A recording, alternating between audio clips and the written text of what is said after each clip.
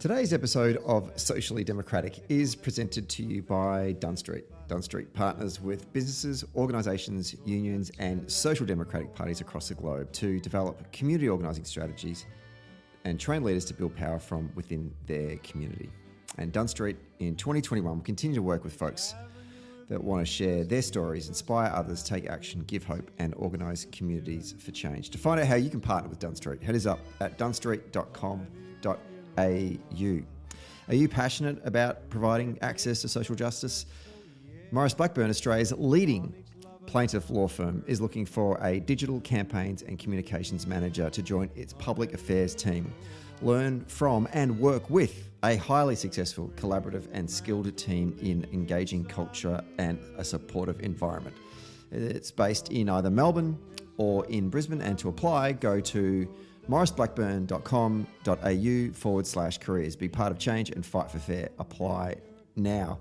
Hello, buongiorno, and welcome to another episode of Socially Democratic, your weekly centre-left politics and organising podcast that dives into the progressive issues and the campaigns of the day and the people leading them from home and abroad. And on this week's episode, we are joined by Julia Fox, who is the National Assistant Secretary of the SDA, which is the largest private sector union that represents retail workers, fast food workers, and workers working in warehousing. And Julia will come on today to talk about the impacts that COVID has had on their members, but in particular looking at through the lens of women and work and how the virus and the way that the government has responded to addressing the impact the virus has had on workers has disproportionately impacted women. So there'll be a great chat with Julia today. Don't forget to subscribe to the podcast on Apple Podcasts, Spotify, SoundCloud and Stitcher. And if you're an Apple Podcast user, please give us a rating and leave us a review. And for all the updates, don't forget to follow Dunn Street on Facebook, Twitter, Instagram and LinkedIn. Okay, let's get to today's episode.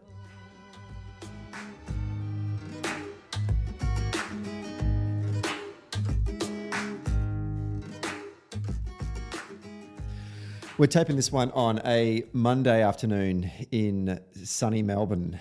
And a while back, we did a show to commemorate International Women's Day, in which we handed the microphone over to a couple of very impressive, inspiring women. Liberty Sanger from Maurice Blackburn, Natalie Hutchins, who's a minister in the Andrews government, and Julia Fox, who's the National Assistant Secretary of the SDA. And listening to that episode, there was a whole bunch of really interesting topics that were covered, and I kind of wanted to go back and do another show just to do a bit of a deeper dive. So I thought we would get Julia Fox from the SDA back on to explore some of those topics that were talked about, particularly women in work and the inequalities and COVID recovery and a whole bunch of other things. So it's wonderful to welcome back onto Socially Democratic, but certainly the first time I've interviewed Julia Fox from the SDA. Hello, how are you? Good, Stephen. How are you? I'm good. Nice to be here. Now, COVID. I posed these first set of questions as the COVID recovery, but it seems a bit wrong to say COVID recovery when our brothers and sisters in New South Wales are going through what is appearing to be becoming an extended lockdown. So we haven't actually recovered from COVID because we're still dealing with it. But I just kind of want to go back a little bit and get a sense from you on behalf of your members. Obviously, the SDA is the largest private sector union in the country and obviously represents workers in retail, fast food and warehouse. A lot of workers in particular in the retail sector, in particular in the supermarket sector, were deemed essential workers right from the get-go.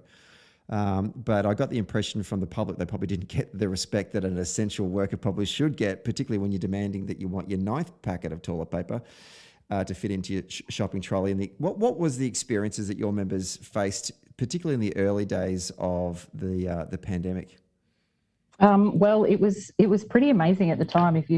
Can't believe it's been 18 months. It just doesn't feel like that. But for retail workers, it was pretty intense, and we had, as you sort of alluded to, with the panic buying that we had and the toilet paper fights, and there was lots of footage of people screaming abuse at retail workers. It was absolutely unbelievable, and for our union, we'd had a campaign that was in year 5 called No One Deserves a Serve, a campaign directed at customer abuse and violence against retail workers. And so that campaign, even though it was in year 5, has ended up proving to be more important than ever to sort of highlight this shocking abuse that goes on in retail. And I think many people don't realise retail workers didn't get the choice to stay home.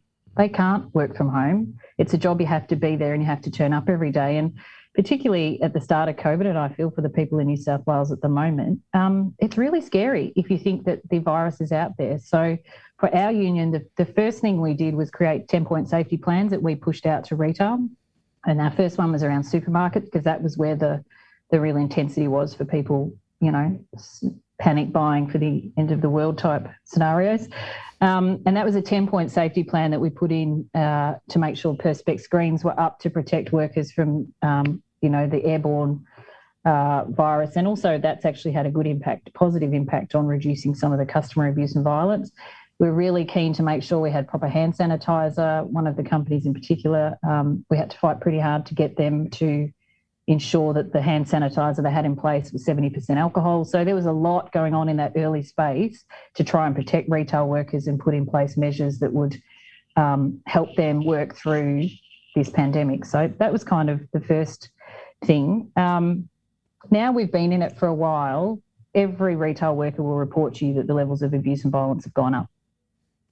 So it always astounds me. But we did some surveying of our members. We did one in WA and then we did one nationally of our members, and 22% of retail workers have been deliberately spat on or coughed on during COVID, which is just shocking. And so, you know, we still have a lot of work to do. We've noticed, you know, employers are far more engaged about the safety aspect for retail workers.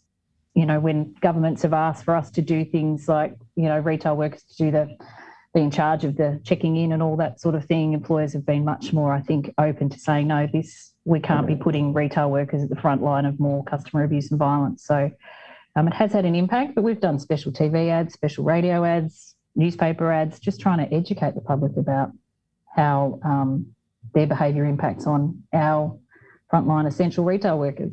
It's been shocking. It boggles my mind when you tell me that stat about the 22% increase, because I kind of felt like the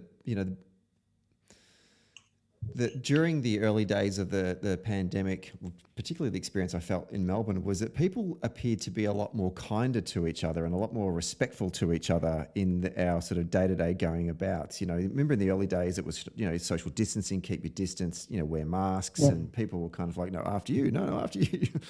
But then to hear that, just, you know, goes completely against the experience that I guess just general people in the public. Why are we feeling the need to just vent towards retail workers who are just there to do their job? Well, I think most people at the time were only let out, you know, if you're Victorian, you were let out for 1 hour a day. But, you know, at the time you had to retrain customers. There was floor markings on where to stand, you know, to show you 1.5 metre distance. You had to hand sanitize everywhere you walked, and stores were deep cleaned if there was cases. And it was really quite a lot of retraining customers. And I think we've been retrained quite a lot. Even if someone stands too close to you now, you sort of go, oh, back off, you know, even though we you know, at the moment, Victoria's doing well in terms of cases. So you kind of did have to retrain a whole level of customer. But I think we've been, you know, the whole point of our No One Deserves a Serve campaign was to actually break down this narrative that the customer's always right. They're not. They're not. And the behaviour that we've seen, I do think a lot of people were really scared, particularly at the start of the crisis, but it has been ongoing and we haven't really seen big drops in that type of behaviour, even though, you know, we have a lot more things in place now in stores. We have signage up asking you to respect retail workers. You know, our members now wear a badge that asks you to be respectful. So there's been some positive changes, but it has been really concerning that it got worse, not better. You said an interesting thing in your opening remarks there about when governments make decisions like it's now mandatory for you to check in, and then who's going to police that, and sort of pushing it onto workers to do that. I think there's a conversation now being held at a national cabinet level. It's been reported that, mandatory vaccinations for workers. Where's the union standing in this sort of space where governments are making these centralised decisions, but then it has to be either policed or implemented or rolled out, and then workers bearing the brunt of these responsibilities? Where does the union stand on issues such as this? Yeah, and look, to add more complexity to that question, it's been state-based rules that have been, on occasion, different to other states. So that also plays in. So in South Australia, they had this marshal system where people were designated marshals, and every retail site had to have a marshal. So again, that conjures up a whole different response. But our primary concern is that retail workers are not there to police and enforce those rules, because it does lead to abuse and violence towards them. And, often that's physical violence and assault. So it's high-level things that they're experiencing. When it comes to mandatory things, the employer's got responsibility. So either they bring in security firms to police that. I think it is really hard to get a store and people at the front of the store saying, you must do A, B and C. People just will not respond to that, and they respond very negatively, and they take it out on our members. So I think that's where the employers and the union have been aligned about who gets to police this stuff. It's what they've been asked to do is pretty intense. So what we are aiming for is them not to be ever the policing arm of COVID rules. It doesn't work, and it puts our members at very high risk. In terms of mandatory vaccination, look, that one's moving along in various ways. I can't keep up with all the announcements around vaccinations, but I think it was originally determined that it wouldn't be mandatory. I'm not sure where they'll land on mandatory vaccinations for retail workers, but we're not 1A, we're not in that class of workers. But I look at the New South Wales experience over the last few weeks, and a lot of the big incidences and sort of exposures are retail sites. So our members are, again, exposed to COVID at a higher level than other people. But I think the IKEA store and Bunnings up there have had 1,000 close contacts because of an exposure there. So we do have to protect retail workers. The SDA is obviously a national union, and you have your state branches, and you're talking about the challenges that have come throughout the pandemic about decisions that have been made at state level. How's the union sought to, from an internal communications perspective, strengthen the responses that you're trying to do both at a federal level, but then also at a state-based level as well? What success have you guys had in that area? Look, when it first started, we very much streamlined because information was changing pretty much every hour. When it first happened, if you can sort of take your mind back to when it first happened. So what was happening on the ground in stores for members was, a lot of uncertainty about things. Big announcements were made if stores were closing, stand downs across the board. So we as a union had to communicate really quickly and effectively, and we had to be very much a single source of truth for people. They needed to be able to come to the union website, the social media pages, the direct, emails and comms out to members to say, this is what's happening. And we needed that information to be right so they could trust that the information they were getting was correct and accurate for them. And it was, I think, our comms team, it was around the clock. The way to, at that time, we were just pushing out so much information to our members. And it was about a range of things. So, we had COVID rules that might have been put in place, and again, different states doing different things. We had, complex, more industrial things such as stand down and what does that mean?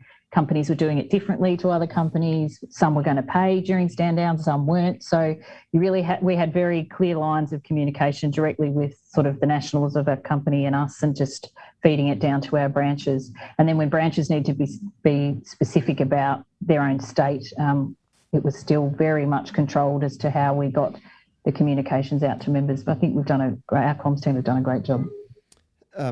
Broadly speaking, I just want to get your thoughts on and I said before, the economic recovery. I know that we're still not out of it, but the various packages that have come from state and federal governments in support of business and workers. How have your members, or how have retail and fast food members fared from these packages? And in particular, talking about women in this area, what's been your thoughts on this? Yeah, look, JobKeeper was great. It took a while to convince the government to get to the JobKeeper model, but it did unfortunately miss a lot of workers, particularly casuals. And so that was a challenge. It was a lifesaver for many businesses. And in retail, we had a really strange kind of phenomenon where we had half of the industry doing really, really well. So supermarkets, hardware stores, the Bunnings of the world, the Harvey Normans of the world, all those were doing really booming sales. And then we had another half that was pretty much what I'd call fashion retail, that was just not having any sales, and their stores were all closed and there was no click and collect, and it was all that. So we had a real two-speed economy going on in the retail sector.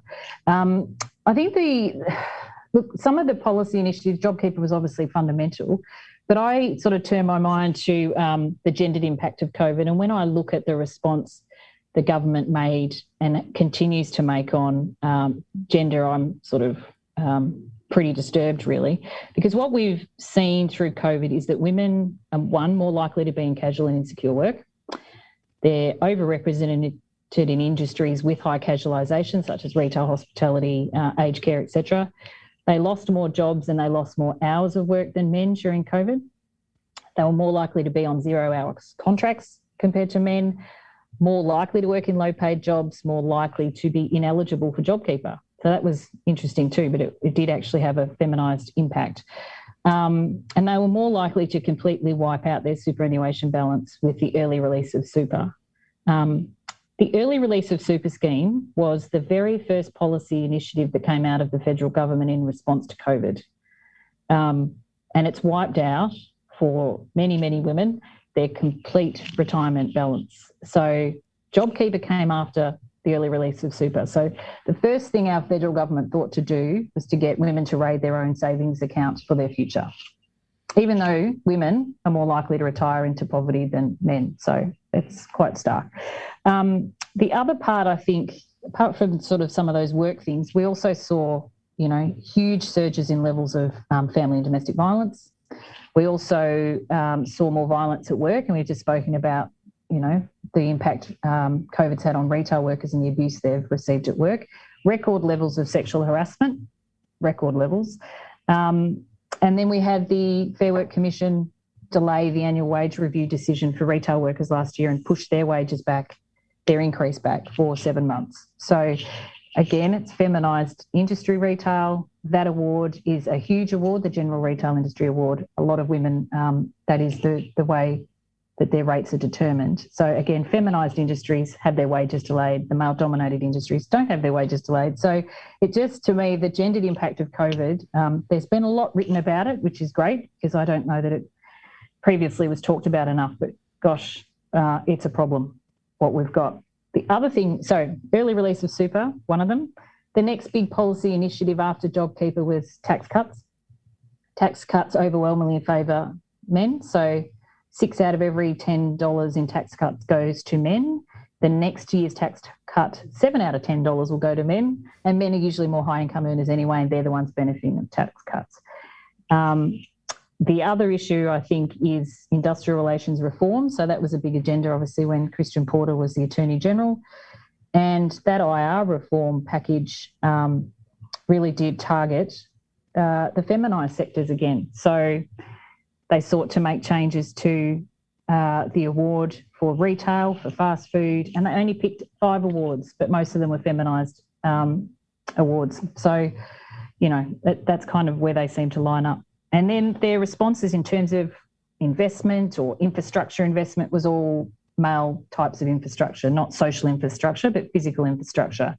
Like, let's build a bridge and another road and a train tunnel, and that gives more blokes some jobs. But we completely ignore the social infrastructure side, where studies have shown that the investment in social infrastructure actually delivers more jobs for men and women if they get that right. So it's just been a really, it's just been unbelievable in my mind to watch how pathetic the response has been and how much they do not, one, they don't understand gender equality, and 2, that they don't design or consider designing gender equality into their policy outcomes. It's mind-boggling that we are where we are in a government like this. You paint a pretty bleak picture there. Happy days. And a lot to unpack there. First of all, is it ideological Are we seeing this because it's coming from a Conservative government? Is it that they're not speaking to stakeholders or indeed listening to the right stakeholders? Where's the starting problem here with this? I think it's a combination. So I think last October in the federal budget, it was really stark that a third of 1% of the total budget spend went to women's economic security. By the way, that budget spend was over 5 years, so it was even more dragged out. When they had a response to that, which was quite strong, the public went, gosh, that's pretty appalling level of spending directed to women, even though we know women have suffered probably more than men during this COVID response. They were genuinely shocked that people were kind of attacking that lack of action. So they're not, to me, they're not very across gender issues. That's clear, and I think we see that coming out in all sorts of reports in the media around how they treat women and their respect for women. Things like the sexual harassment respect at work report that the Australian Human Rights Commission put out, that had been in their hands for over 12 months, but they hadn't bothered to act on it. So the combination of all those things, no interest. I don't think they've got a very sound understanding of the gendered impact of things and the importance of designing gender equality in. You have to be actively designing gender equality in. It doesn't just sort of happen, so I think there's a lot there. I think the takeaway is that they're just really shit.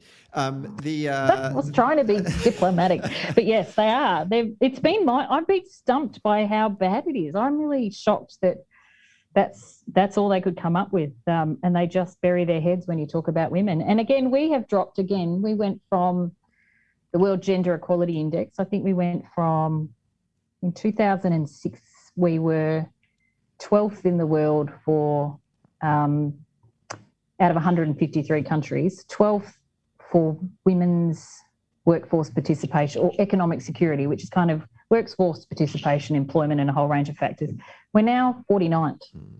Like, we just keep falling down the scale on gender equality. And there's no interventions to sort of direct it back. And what's actually happened with COVID is it's further exacerbated those inequalities. So now we're speeding towards a bigger decline. And they need to reverse it, but they're not interested. So we have a government right now that clearly have no interest in trying to address this issue, but we also have an arbitration system, an independent umpire that we've had since Federation. Let's talk about the Fair Work Commission. And you did mention in your remarks earlier about the annual wage review. There was one last year that, correct me if I'm wrong, but they delayed the wage increases in the awards to the retail sector, and then they've done it again this year. I think it was the minimum wages increased by 2.5% to all awards. Once again, retail workers won't get it till September. First, what was your initial response to this when it came out in the news? Two, what is the rationale behind this? I don't understand this. If these workers are suffering the most, then why surely you'd want to expedite improving their wages and conditions? And also in industries, particularly the supermarket section of retail that you mentioned before, their profits are going through the roof. Harvey Norman's going through the roof. Yeah.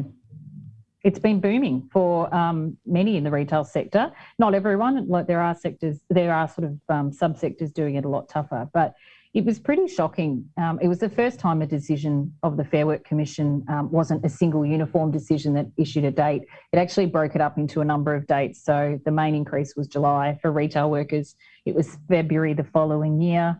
And now this year, instead of luckily not going to February next year, they've brought it back to September. But it's still a delay for no sound economic reason. And the economy has bounced back quite well and stronger than maybe some of the retail sales before. So it was pretty devastating that retail workers were asked to,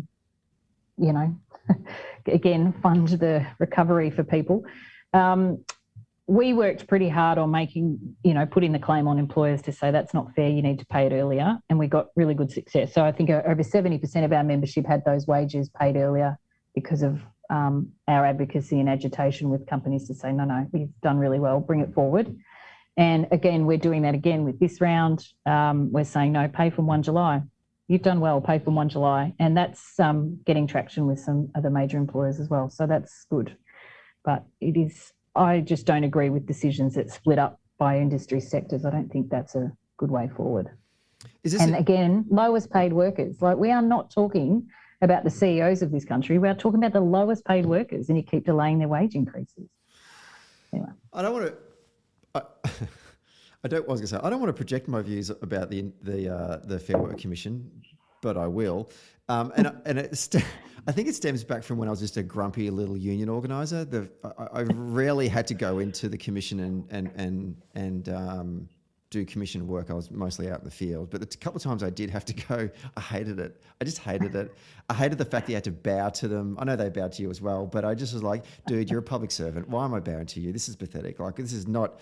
And the lawyers that came in, I felt like they got off on it. Like it was like legal porn for them. Yeah. And I was just like going, this is bullshit. Anyway, so leaving that to one side, the commission, and I respect the industrial framework that we've had since Federation. We have always had an independent umpire. I think it's a great thing that could arbitrate between boss and worker, unions and employers, to try and find a middle ground.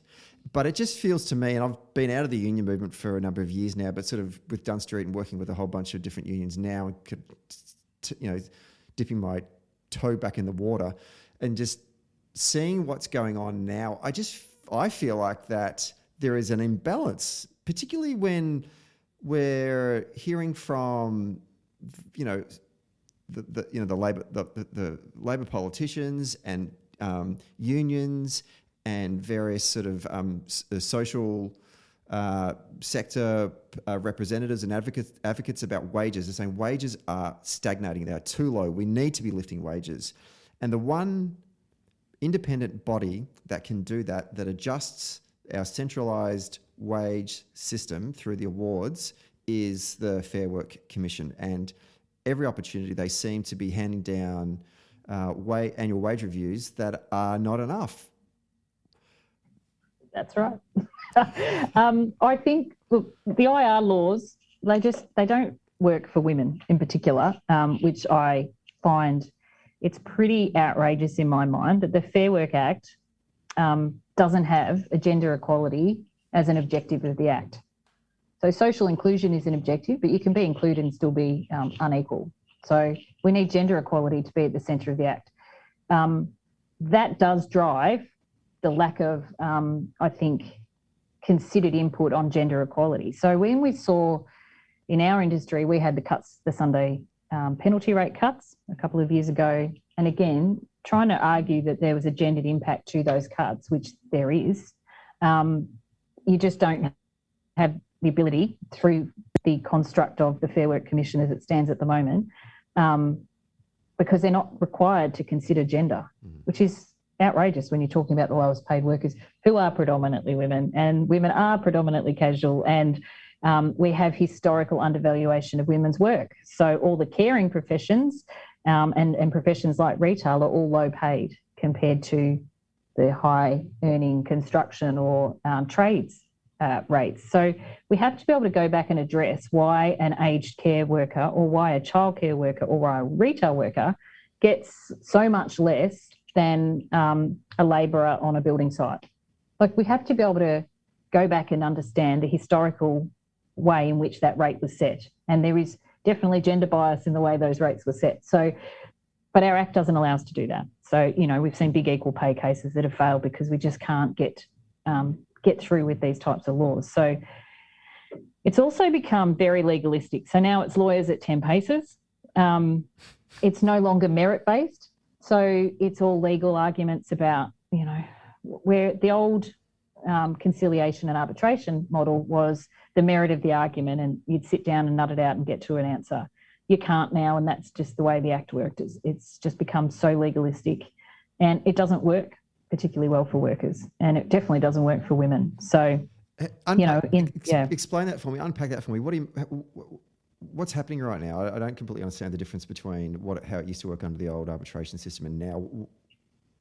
So the whole history of industrial relations kind of, or the Court of Conciliation and Arbitration, was a model that was, one, supposed to be low cost, quick, effective, get the dispute in, resolve it, get to an outcome, and, move on.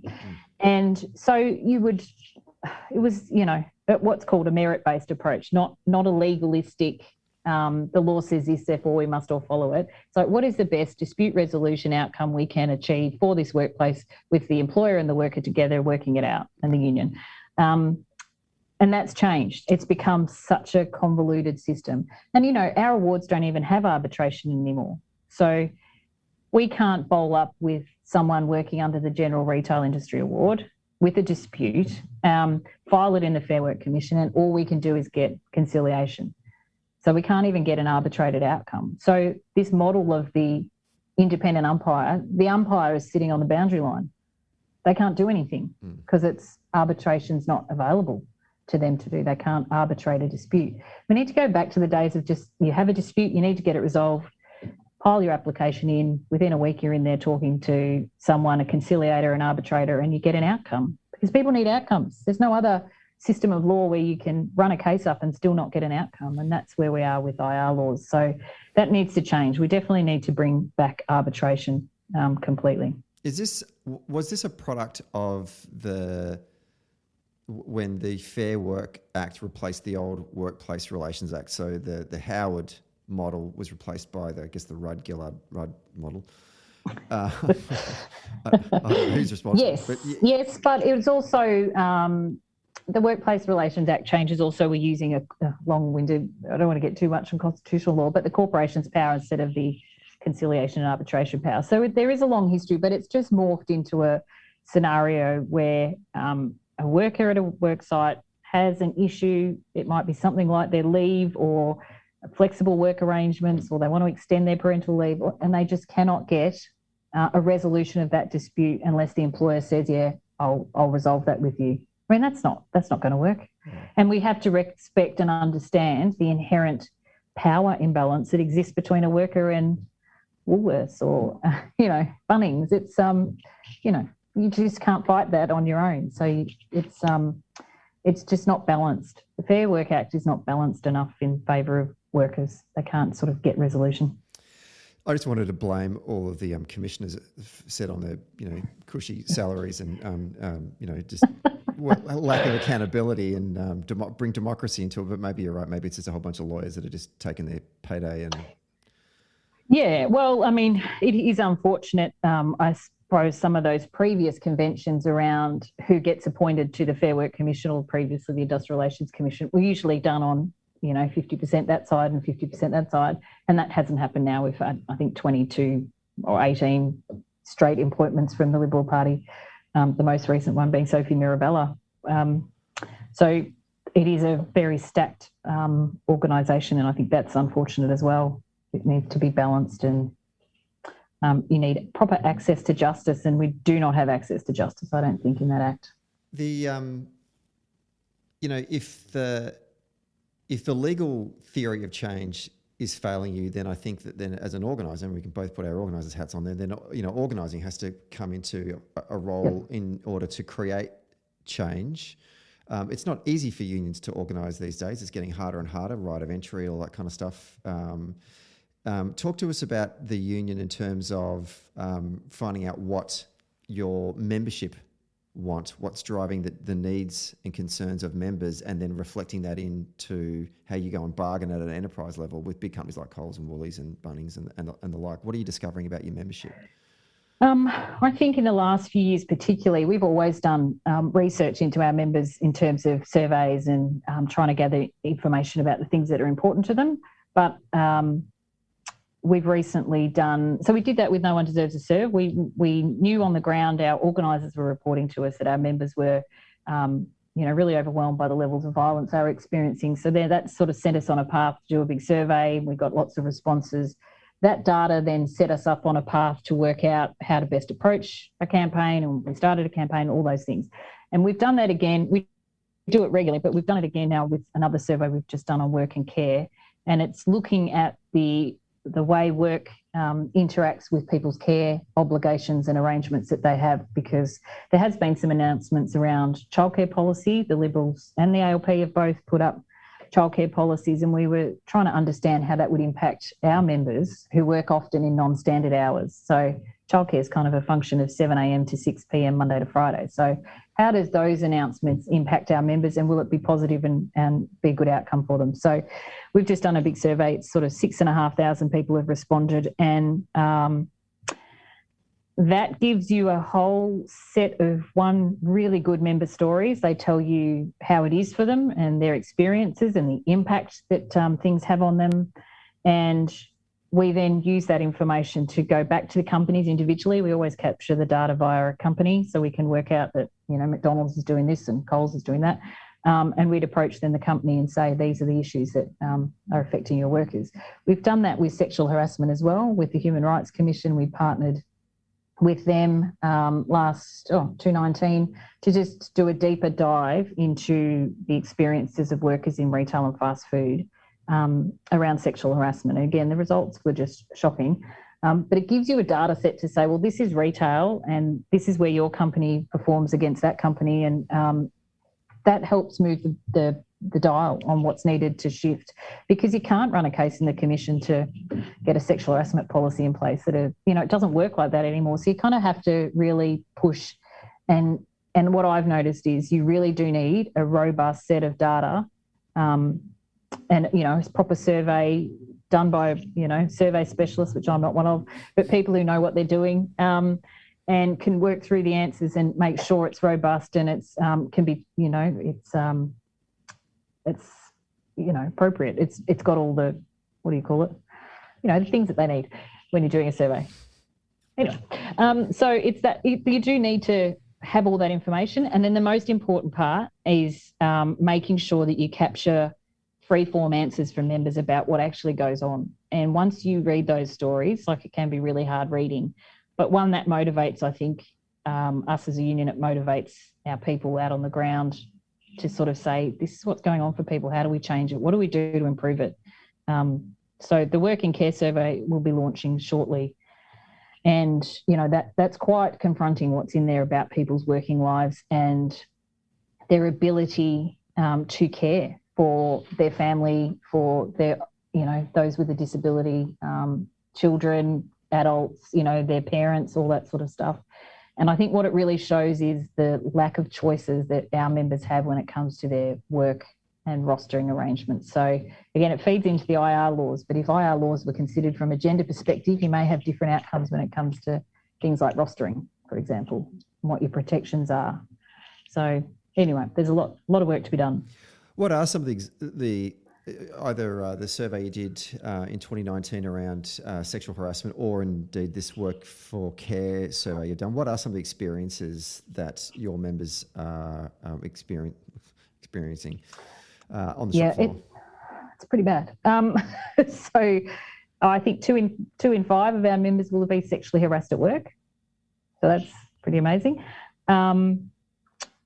Interestingly, and this is where some of all our campaigns you've really got to get a continuum of where you find out information. But the data from our No One Deserves a Serve was about customers, customer abuse and violence. And in that survey, we asked a question about whether that violence was gendered violence and therefore was it sexual harassment. And something like 14% of our members said that the violence they experienced at work was sexual in nature and perpetrated by a customer. So we're like, wow, that's quite high. So when we got to do the further report with the Human Rights Commission, we actually asked the Commission to ask the direct question about who's perpetrating the abuse and the sexual harassment. And it turns out 36% in their survey came back that 36% of all sexual harassment is perpetrated by a customer. So once you know that information, you're then approaching a company to say, well, your policy is all about internal colleague, team member to team member sexual harassment. But guess what? A third of your sexual harassment is from customers. What are you going to do about that? How are you going to approach that? Concerningly for me, 51% of women under the age of 18 working in retail or fast food will be and have been sexually harassed at work. So you're more likely than not to be sexually harassed at work if you're under 18. Now, if parents kind of knew about that, you send your kids off. I've got a 15-year-old and I'm pushing him, go on, get a job. between 15 and 18, what environment are we putting our kids into when they're going into a workplace that more likely than not to be sexually harassed in? It's pretty, and this is, when I talk sexual harassment, that is the full continuum of sexual assault at one end versus, lurid jokes and things probably considered at the lighter end. But these are people being physically touched, people trying to kiss them. It's horrendous what's going on in stores. So that's been quite shocking. Again, because anecdotally, I think our organisers were saying, and we were feeling that sexual harassment was actually increasing. So again, testing that, making sure you've got a robust set of data actually showed us, it's gone up. Sexual harassment's got worse in workplaces, not better. And the solutions that the union are trying to come up with, or you've identified, and then go to the companies or employers, are you having much success there, or is it surprising you that they're sort of trying to block what you're trying to do, or what's the experience been dealing with management? Well, look, I think COVID hit just when we were about to launch probably a more sort of targeted campaign on sexual harassment, but we have, kept a few things going in terms of that, but we do want to make sure we push out a bit stronger on sexual harassment. I think what I've noticed with companies is a lot of people think this was dealt with. I've noticed over the last 5 or 10 years, there was big, robust, long policies into sexual harassment and procedures. And now all the companies must have gone through a short is better and short and sharp. So they've got 1 pages on sexual harassment. It's not dealing with the issue. They're not confronting the issues of sexual harassment. They're not, I don't think, training appropriately. And they're definitely not, because our members tell us, they're not resolving problems when people raise that they've been sexually harassed. Now, that's not unique to workplaces for our members. That goes to every single workplace, and I look at the big one, which is, federal parliament. They're not getting resolved. Sexual harassment resolution does not work, and we need to change it. And there's, some really good things going on in Victoria around that, about using the health and safety laws to get better outcomes in terms of sexual harassment. But access to justice for people who've been sexually harassed, our current system has completely failed. And I think that's where it's really important that Respect at Work 66 recommendations, which I think the government's picked up about 4 of them, but they do need to enact those recommendations and get some real change happening, because it's pretty horrific, the levels of sexual harassment people are experiencing. And again, we've got an industry of younger workers, that's their first job, and this is the environment we're putting them in. So I think if parents knew a bit more about that, they may have a stronger view, but it's pretty concerning.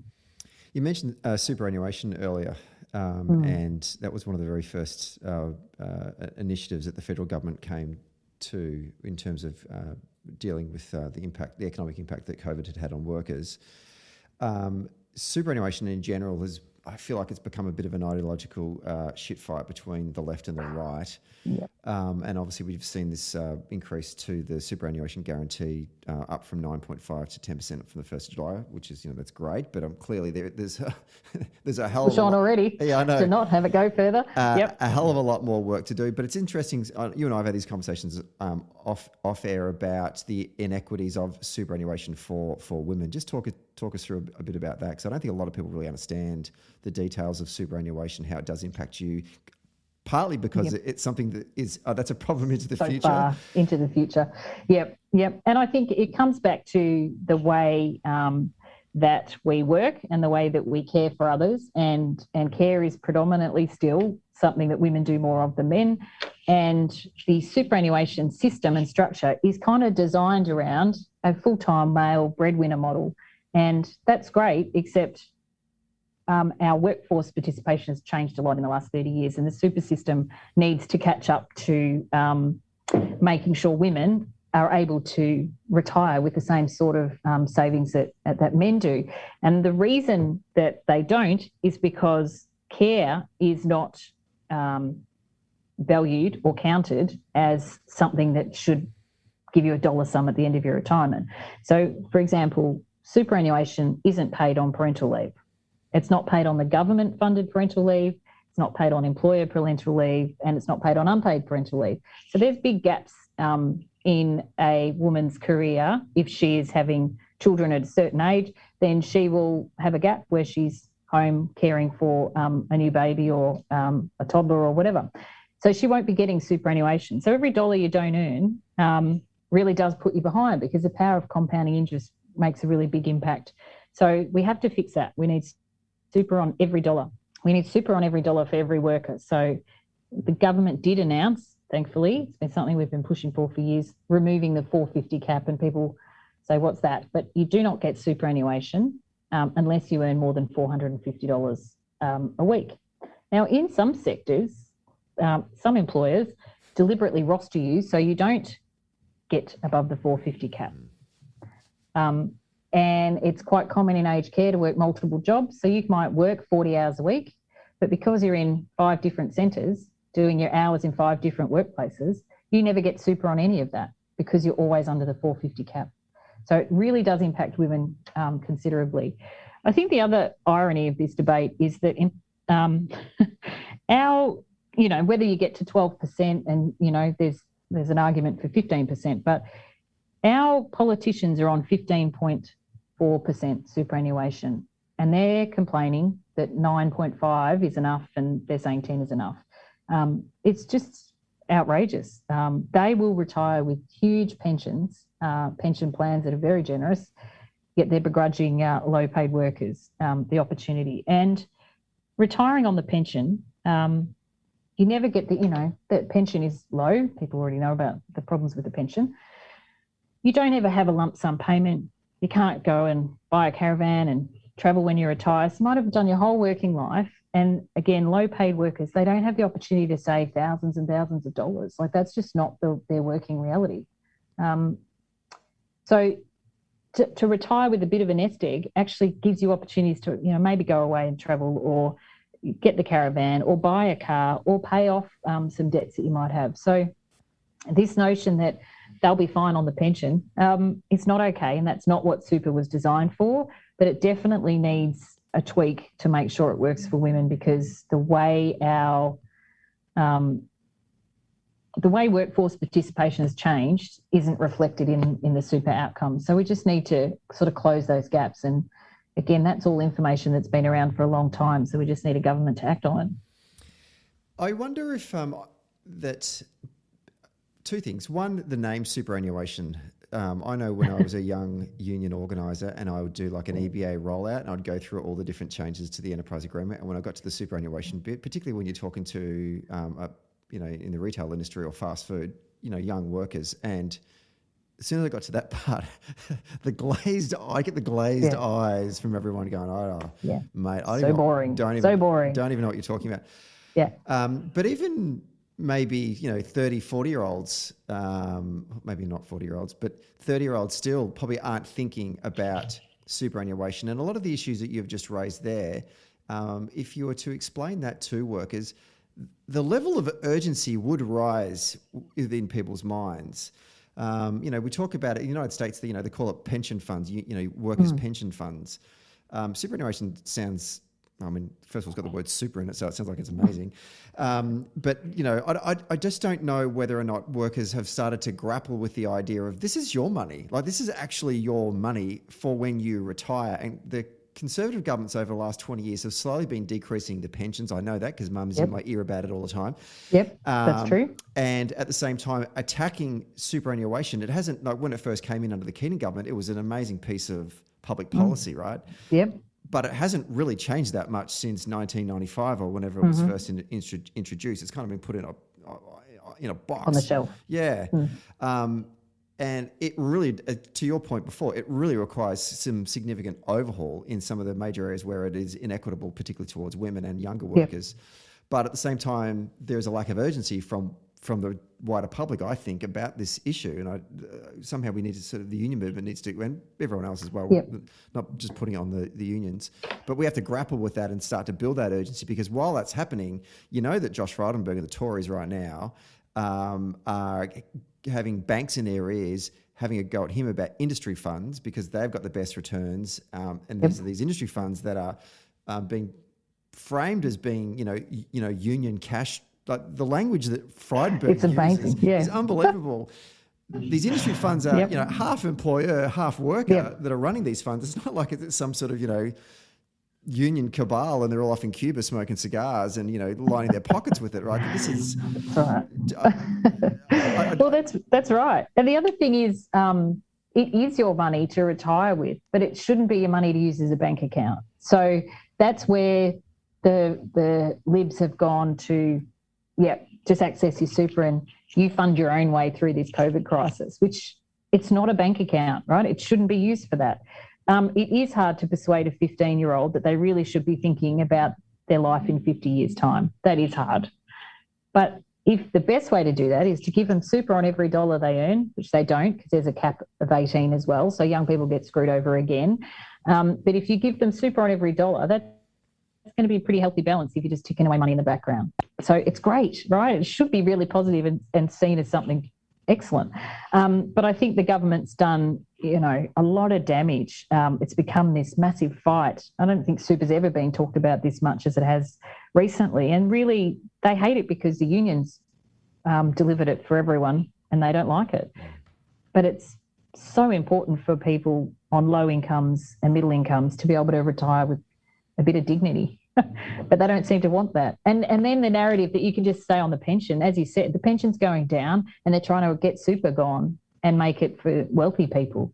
The tax breaks in super are phenomenal for wealthy people. They don't need them. It's low income women. We need to actually make sure they've got money to retire. So, we've got more women living in poverty in Australia now than men. Like, what's going on? Like, it's outrageous. So they've got to do a lot more. And they are so fixated on union funds, they call them. I'm like, so the employers are half of the fund and the funds have better governance and better outcomes that I think mainly, we should be calling on the Qantas boards and all the others to be half and half, because clearly on a governance front and an outcomes for members front, maybe all corporates should be half and half, worker and employer. Last question, because I need to let you go, but just a broader kind of question about enterprise bargaining and where that goes, or the relationship between employers and employees. When bargaining was first brought in under the Keating government, bargaining at an enterprise level, I think it worked for a while. I know that a lot of unions have strong views about it and didn't think it was a great thing. And I know by the time it was interesting because when I moved from working as a union organiser for the SDA and then going across to the TWU got to the point where they took it at a national level, said, you know what, we're not going to trade off anything else because we kind of are getting to the point where we don't think there's anything else left to trade off. And we think that most of the major transport logistic companies are doing reasonably well. And so we're just going to sit down with them and try and negotiate a wage increase for our members that we think is reasonable. And that was kind of their position for a long time. And they had these heads of agreements. Fast forward to, that was happening in sort of the mid-2000s. It's now 2021. What year is this? It is 2021, isn't it? 21, yeah. It's all the blue. The Euros and the Olympic Games, by continuing to call it, Tokyo 2020 and the Euros 2020, even though it's 20, is just completely throwing me into bloody spin. And maybe you were up late watching the soccer, but anyway. Indeed. Where is enterprise bargaining going now? Because obviously we've got wage stagnation. I don't think there is much more to trade off in terms of conditions, and I don't think unions really want to do much more of that. And we see the central fixation through the commission really not helping out there either. Where do you guys go? I think, like your experience there, the enterprise bargaining is very resource intensive for unions. And I think a 25-year experience of watching how enterprise bargaining works, you sort of have to go to every single company. So I think, like a lot of other countries in the world, there's opportunities for sector bargaining. Just saying the retail sector or supermarkets as a group does this, and this, because it's much more effective. They're huge industries, and the union has to go sort of door knocking on each one of them to get an enterprise agreement that's going to have better conditions than the award. And we've seen a lot of employers just move back to the award. So I'm not sure they're as wedded to bargaining as well. I just think people, I just think those opportunities are. Have been a lot more hamstrung, particularly by the Fair Work Commission and some of the decisions through there about all this, it's become very intensive to actually get an agreement and roll it out and all those sorts of things. So that's a bit more challenging. But sector bargaining is an opportunity, I think, that could change and deliver things. So you're talking about your industry and your sector. What's really concerning is, when I look at stats, when I'm bored, I do, so that says a lot about me. But when you're looking at the stats around share of profits and profits to companies and versus profits or share of the profits to workers, the divide's it's unbelievable how much of now a gap we have between who gets a share of the pie, and it's definitely not workers. So I think we've got to find a way to move the dial and change the way profits are dispersed, because this is where this wage problem's coming from. People aren't making less profits; they're just not inclined to share them. So I don't know if you've been noting some of the comments around the unemployment, or we've got now obviously high demand for employment and people can't get workers. But what's odd is no one's saying, well, you might have to pay more. Now, I've grown up on the whole supply and demand narrative, but suddenly it doesn't apply? I mean, it is odd that the solution to that problem, no one is actually saying, well, pay them more. So if I'm a farm worker picking fruit, the problem is you don't pay enough. It's not because you're lazy, it's just you actually don't pay enough for those people to live on a proper wage.